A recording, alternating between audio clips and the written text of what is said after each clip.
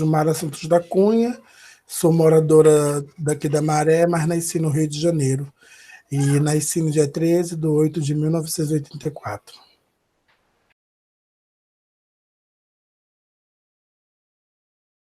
Parada do Orgulho LGBT da Maré.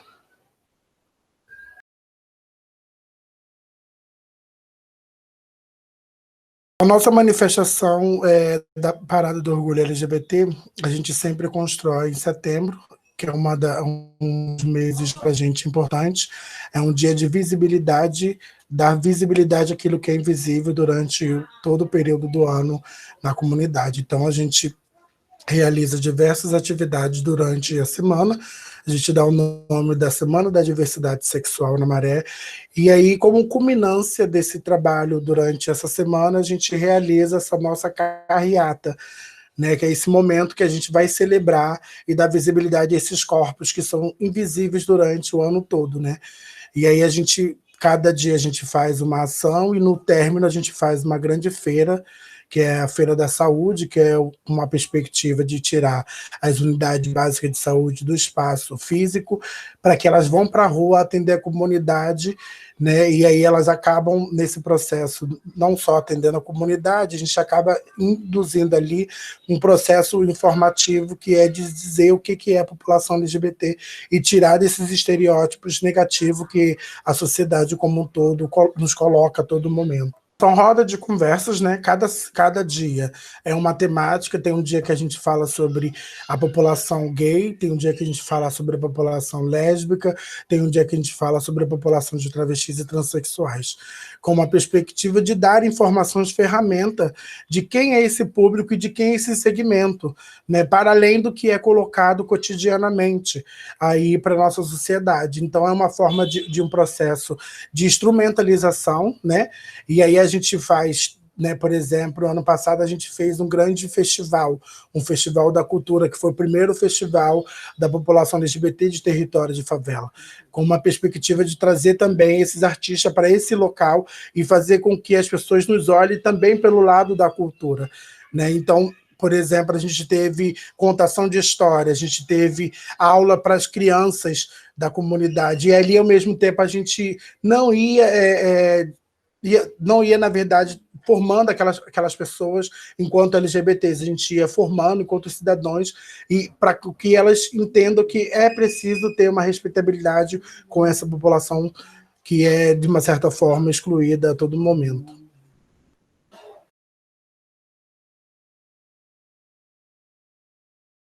Eu atuo na coordenação geral de todo o processo, né? Então, eu fico ali coordenando a parte financeira, né, do que vai ser gasto, né? A gente tem uma equipe dentro do Conexão G e toda a equipe se envolve nessa grande ação, né? Essas pessoas elas trabalham por projetos, mas a gente entende que nesse momento, como é um momento institucionalmente, da instituição, a gente envolve todos os grupos, né, e todos os projetos. Então, todos os projetos estão ali se debruçando para poder fazer essa grande atividade, pensando na construção de um projeto de desenvolvimento territorial, né, na melhor qualidade de vida com essa população dentro desse espaço.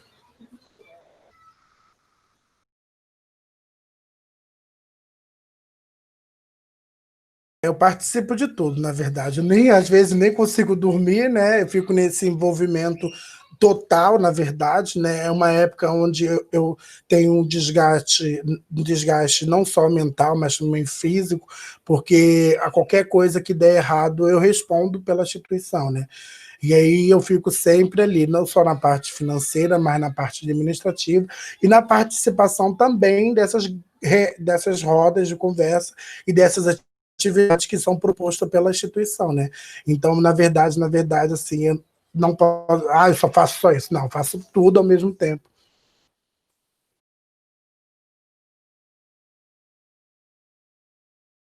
O Conexão G ele existe desde 2006, né? E aí o Conexão G, inicialmente, ele tinha uma perspectiva de não realizar a parada do Orgulho LGBT na Maré, porque a gente entendia que era preciso, primeiramente, um trabalho mais sólido dentro da comunidade, um trabalho de instrumentalização, porque eu não poderia correr o risco de colocar essa população na rua para ser visível e, ao mesmo tempo, provocar uma certa violência contra essa população, né? E aí, o que o Conexão G? Por alguns anos, a gente foi fazendo atividades sem ser a parada, para poder as pessoas entenderem do que se tratava, de qual era o rolê, né, o que o Conexão G pretendia. Com o passar do tempo, depois de 3 anos, o Conexão G entendeu que já era possível a realização dessa grande manifestação, né, porque tinha uma questão do poder paralelo dentro desse espaço, né? E a violência com essa população era muito forte, então a gente precisava primeiro ter uma árvore plantada, né, para que eles entendessem que a gente está a serviço da comunidade, que a gente quer a melhor qualidade de vida da comunidade e não necessariamente a gente está aqui para provocar violência, enfim. E aí o que o Conexão G fez? Depois desses 3 anos, a gente começou esse processo de realização da nossa parada. Tanto é que a gente tem 10 anos que realiza, já se tornou um evento da comunidade, né?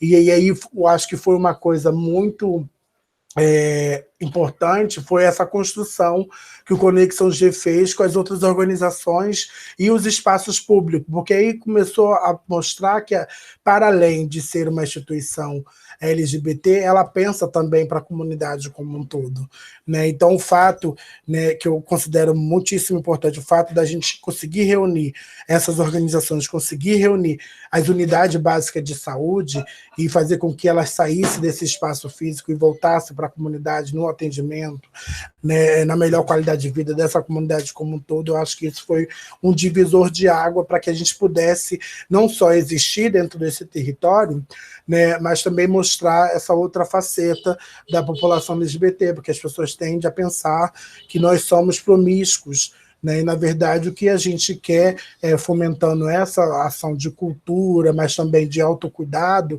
é mostrar que não é isso que se trata, né?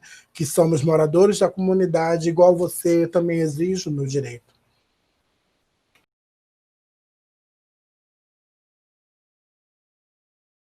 Então, né, eu acho que existe aí também mais um divisor de águas, né? Porque é uma trans, né? Se a gente for parar para analisar as lideranças das grandes favelas aqui do Brasil, do Rio de Janeiro especificamente, que as favelas do Rio, elas são favelas superpotentes, você não encontra lideranças LGBTs e nem menos, muito menos trans. Então, essa minha relação com o território, ela foi muitíssimo importante, porque fez a comunidade refletir os seus comportamentos, a entender que essa população também faz parte dessa sociedade, que não é nada dividido nem separado, né? E enquanto pessoa, para mim, assim, foi um sonho conquistado, né? Foi um sonho conquistado, porque hoje eu ser uma referência não só dentro da Maré, e em outras favelas e outras aí surgindo, é algo assim muitíssimo, sabe, não sei nem como descrever, né, da importância de estar nesse lugar, da importância de gerenciar essa instituição, da importância de propor ações e projetos para essa comunidade, pensando no bem-estar de todos, e não de um público específico.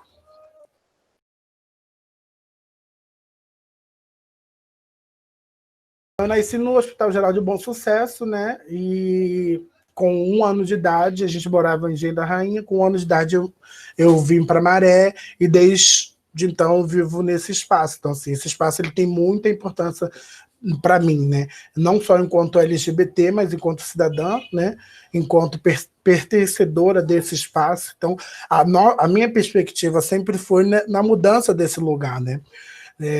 Na mudança e na transformação dessas vidas, que a gente sabe que poucas pessoas conseguem estar onde a gente está, conseguem chegar aonde a gente chega. Então, a gente se torna um porta-voz da comunidade, né? A gente se torna alguém muitíssimo importante para esse território, nessa transformação como um todo. E aí, assim, poder olhar depois de 13, 14, 15 anos, né? E ver o quantas vidas a gente ajudou, contribuiu, né? Não tem como descrever assim, sabe? Porque a parada, ela não é apenas uma parada, ela tem muito significado para todos os LGBTs que residem nesse espaço e para a comunidade como um todo. As ações que são pensadas sempre envolvendo a população como um todo, porque quem vai fazer mudar essa política de violência são as pessoas cis, heteronormativas do sistema, né? E sem elas a gente não consegue, de maneira alguma, conseguir um território saudável para essa população.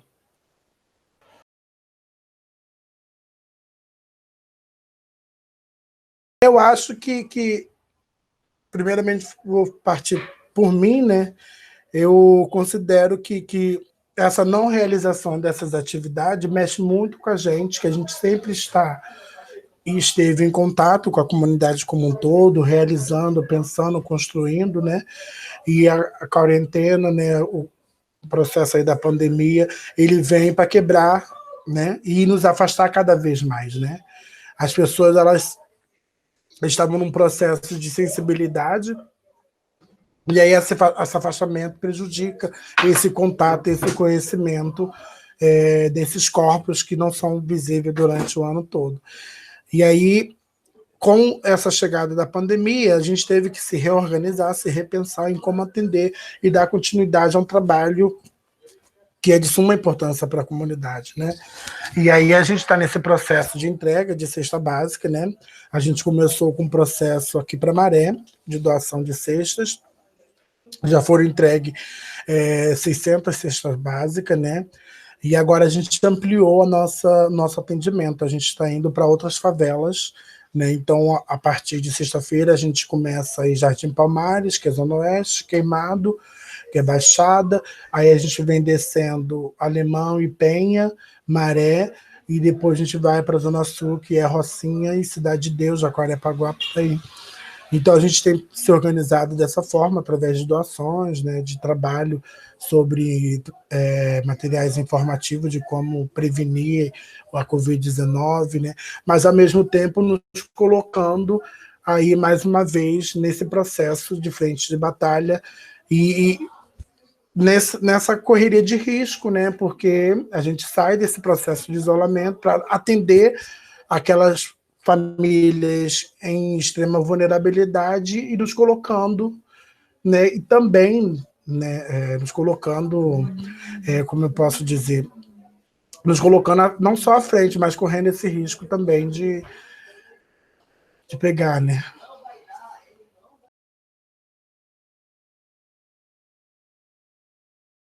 A gente está discutindo isso, né? Uma parte da equipe topa em fazer a parada virtualmente, né?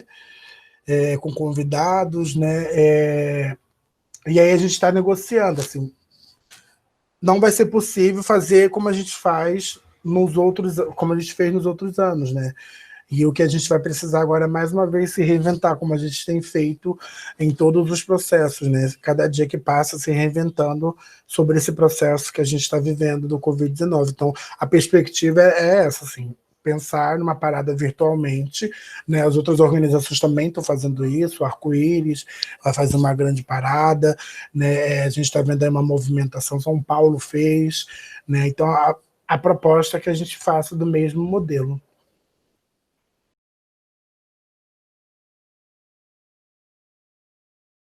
Eu acredito que neste momento, né, esse talvez, porque a gente vive numa outra realidade, né? Então, a parada para a comunidade neste momento não é algo como prioridade, porque o que a gente vai precisar é nos manter vivo dentro desse espaço, né? É existir, né? Eu costumo dizer que a classe média, ela, quando acontece alguma coisa, ela foge para o campo e a comunidade fica e continua chorando. Então a gente continua aí tendo vários momentos de violações de direito, né? É, através da segurança pública, através de outros espaços, e que nos impede, de fato, de nos debruçar, de pensar esse espaço como um espaço que não vai ter, que vai ser algo prejudicial para a comunidade, né? Mas aí o que a gente tenta pensar nesse momento é justamente como manter essas vidas viva, né, para que a gente consiga, para o próximo ano, fazer essa grande ação, né? Esse grande evento que é de suma importância.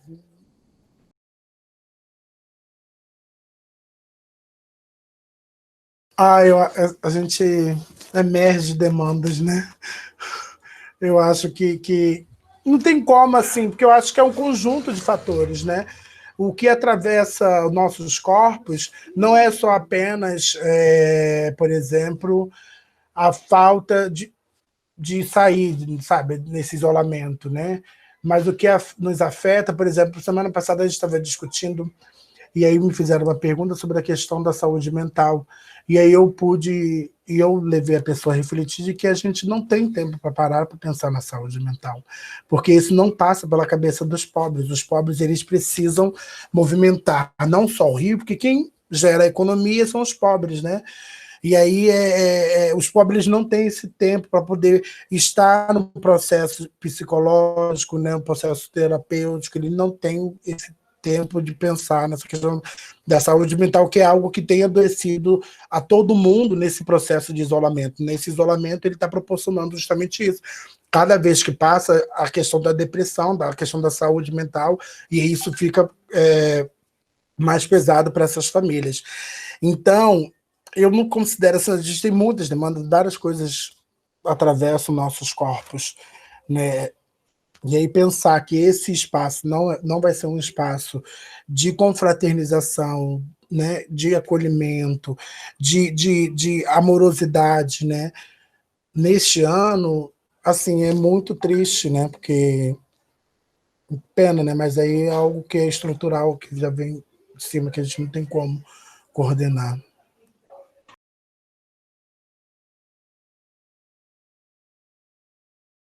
Eu acho que a história como um todo já diz, né? Da onde nós saímos, da onde nós chegamos, né? O fato de ser a primeira e a única organização não governamental LGBT em espaço de favela durante 13 anos nos mostra que é um dado, né? Nos mostra que essa população ela nunca vai estar dentro dessa sociedade como um todo, né? São corpos completamente descartáveis, né? Onde as pessoas simplesmente ignoram, né? E aí elas fazem a leitura desses corpos a partir da sua percepção ótica, né? E não na verdade do que esse corpo precisa, né? O que eu queria deixar é que as pessoas sejam mais humanas, né? A gente não está no processo de vitimização. Esses corpos são os corpos que adoecem, são os corpos que são ceifados, e as pessoas nem sequer se comovem, né? A gente viu aí essa última grande manifestação que aconteceu nos Estados Unidos, né? Que todo o Brasil parou, que eu acho que é legal, é uma vida que foi ceifada também, mas nós tivemos os exemplos de Dandara, né? E foi visibilizado sobre a sociedade como um todo, parou na grande mídia, né? Parou nos Facebook da vida, e as pessoas nem sequer se comoveu sobre aquele corpo, né? Que a gente comece a se repensar, para quem, né? Para que a gente está lutando, né? Qual é esse lugar que a gente é colocada e que a gente não tem esse olhar humanizado, né? Então eu acho que eu gostaria de fechar com essa grande mensagem, assim, nos olhos não nos olhe não com um olhar de caixinhas, de segmentos, mas nos olhe como seres humanos, né? Como pessoas que têm o direito igual todo mundo tem, que também temos os nossos deveres como todo mundo tem.